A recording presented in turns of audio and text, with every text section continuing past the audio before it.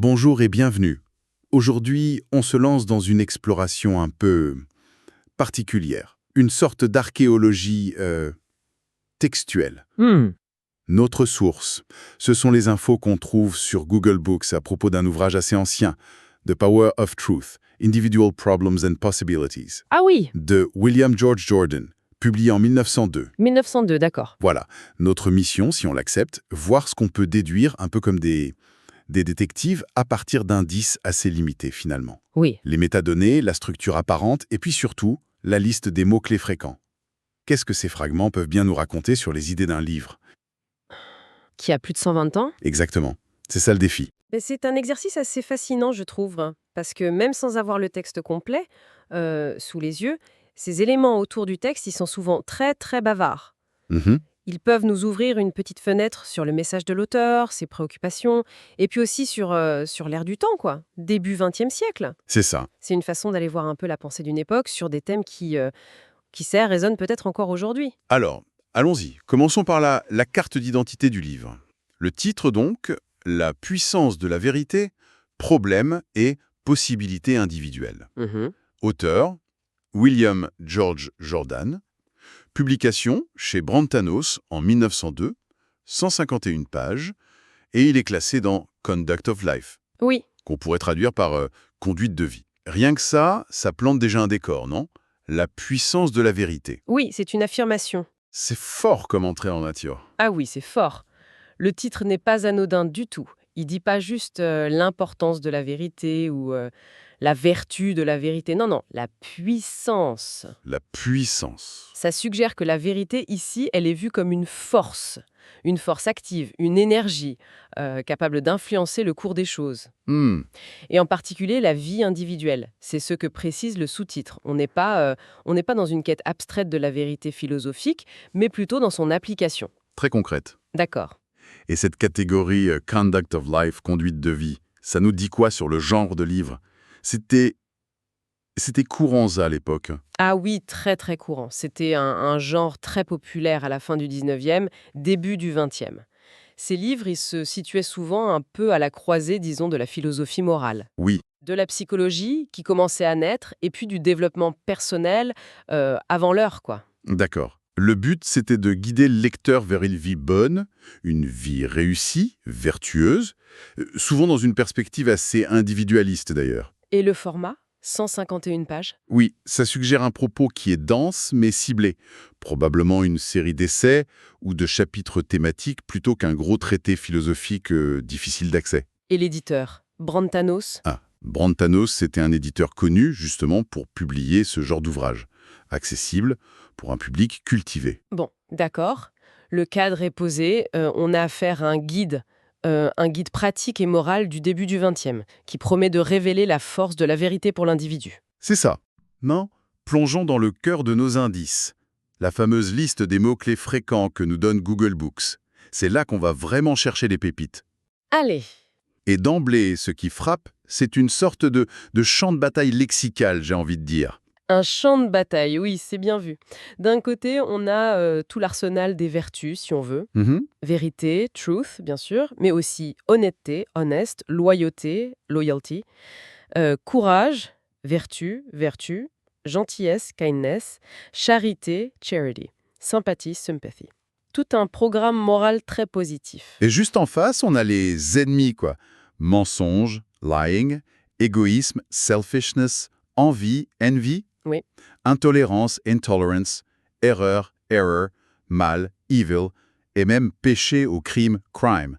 Le livre a l'air vraiment structuré autour de cette opposition fondamentale. Absolument.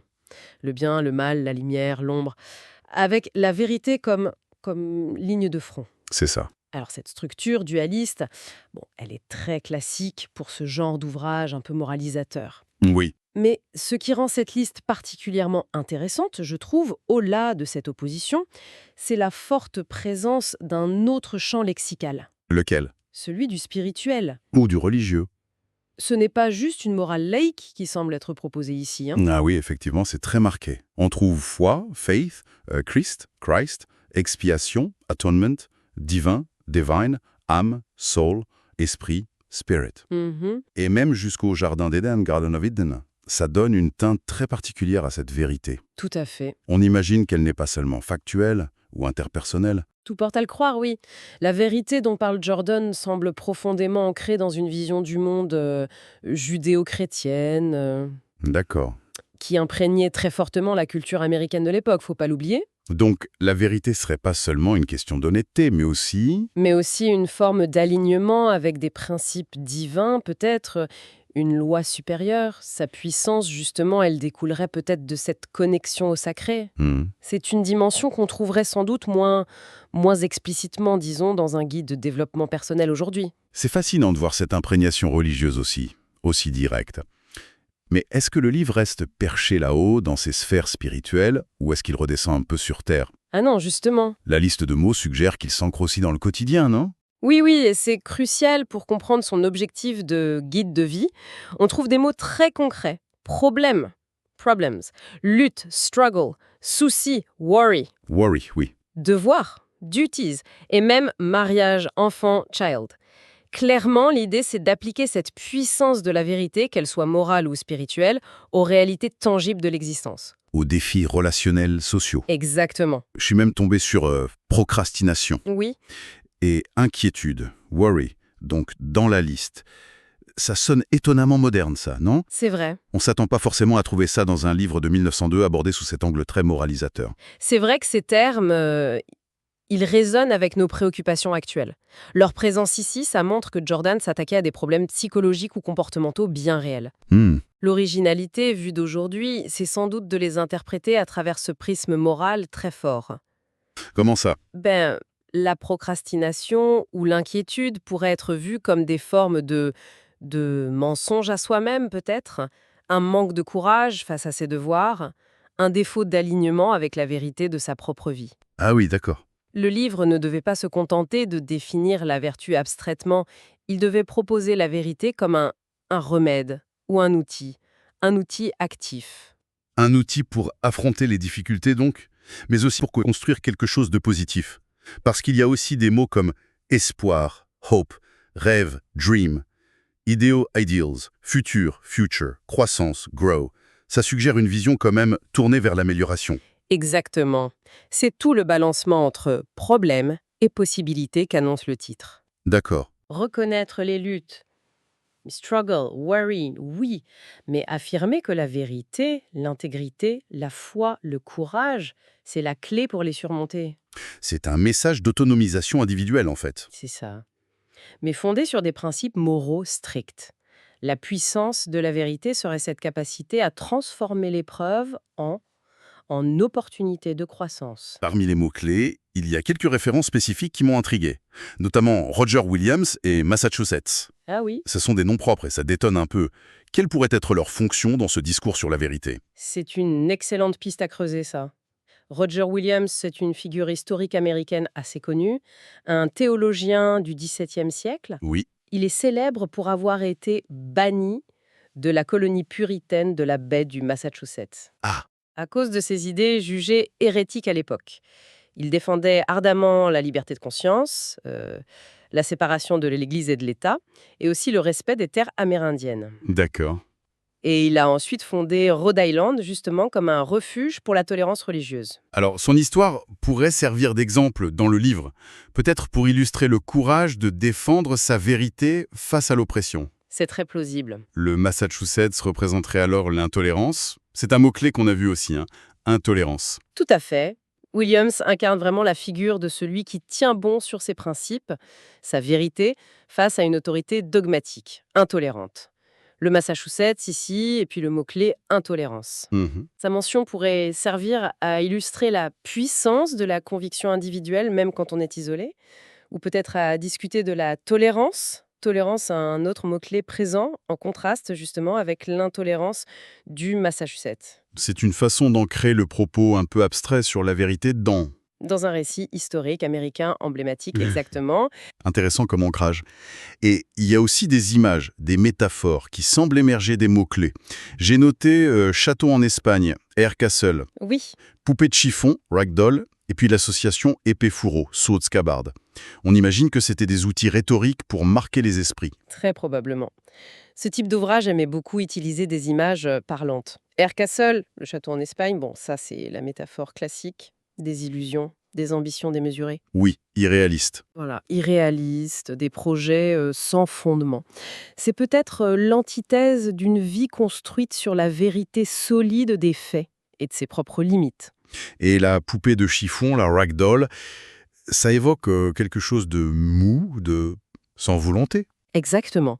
Ragdoll, ça pourrait symboliser la passivité, le manque de caractère, la personne qui se laisse manipuler ou abattre par les événements sans colonne vertébrale morale. Mhm. Quelqu'un qui n'est pas solidement ancré dans sa propre vérité, dans ses principes, pourrait être comparé à cette poupée inerte. C'est une image assez forte pour dépeindre un manque de force intérieure. Et enfin, épée-fourreau, sword-scabbard.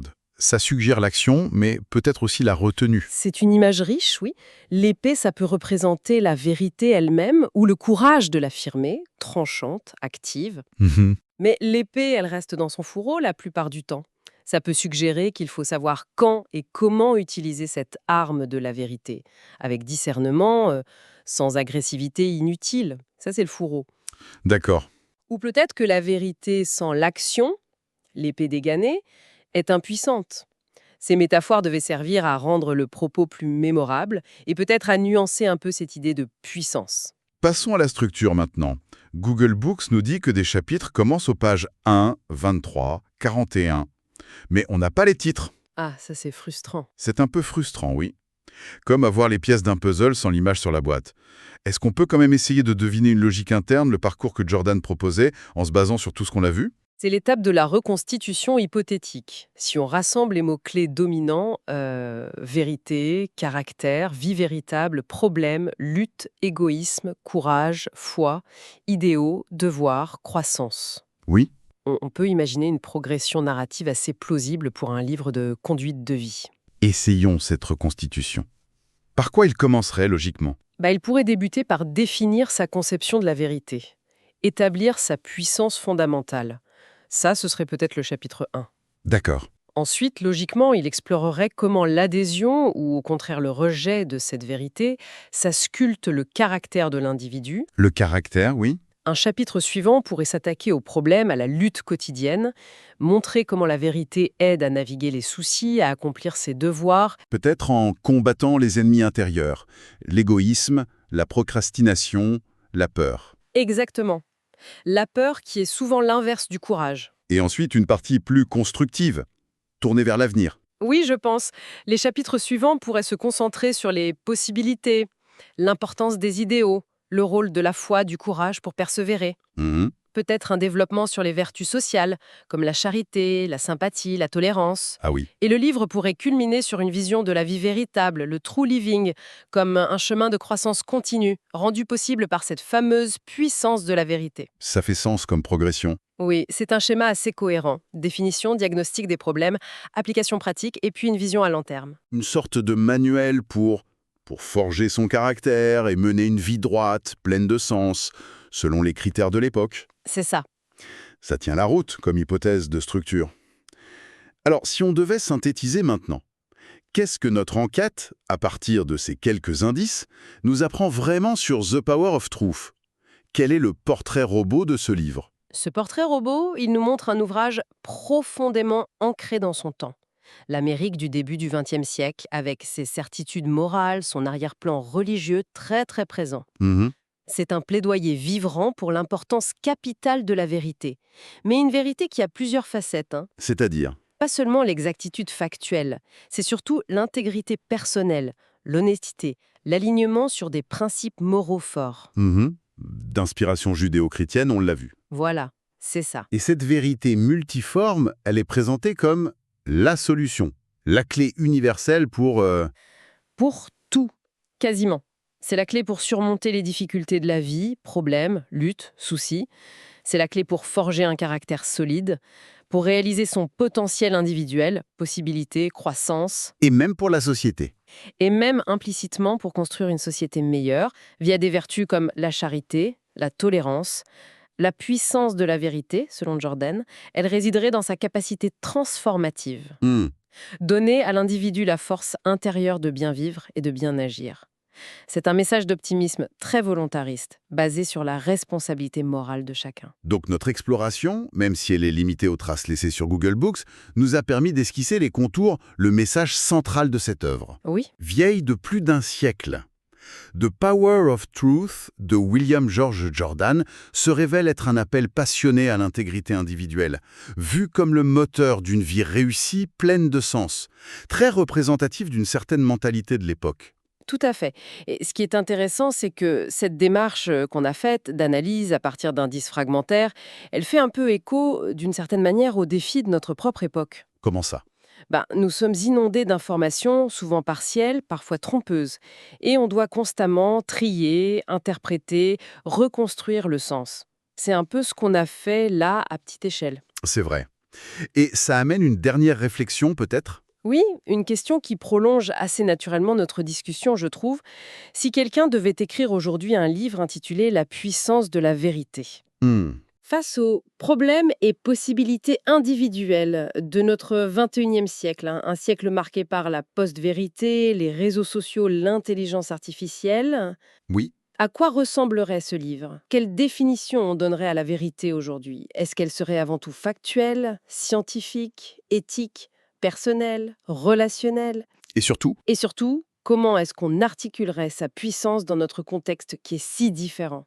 Jordan nous offre un point de départ historique, mais la question de la vérité et de sa force, elle reste entière. Et peut-être même plus cruciale que jamais. Une piste de réflexion intéressante à emporter avec soi. Voilà, à méditer.